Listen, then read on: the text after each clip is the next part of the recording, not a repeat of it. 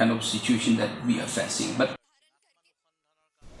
Sostenes Sotun, MLA of Jirang constituency, strongly urged the government of Meghalaya to review and halt the proposed conversion of the Conservation Training Institute forest in Byrnihat into an industrial estate. Sotun, after discussions with local village leaders, emphasized that the public's opposition is well-founded, citing concerns over worsening air pollution in the area. He has submitted a formal letter and engaged with the Chief Minister, proposing that the industrial estate be relocated to areas within Hima Jirang.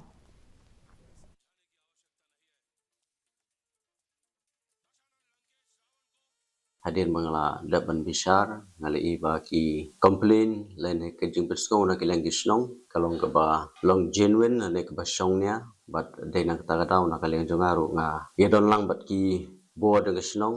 ban berskau sa sarkar ngalai da ai da jeng tho sa honorable chief minister ba ya kene ka jeng thmu jong sarkar ba kin hab ban pej bnya swa ban hab dan da pensai ba habide kene ke jeng thmu kata ka concern ka ba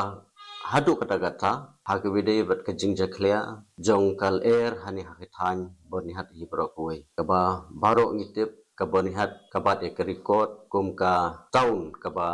jaklia tam te ka no gan kta yang iki pan nong song snong ki badon hagan kathan ki bangin haban ring min sim ya kal air ka ba jaklia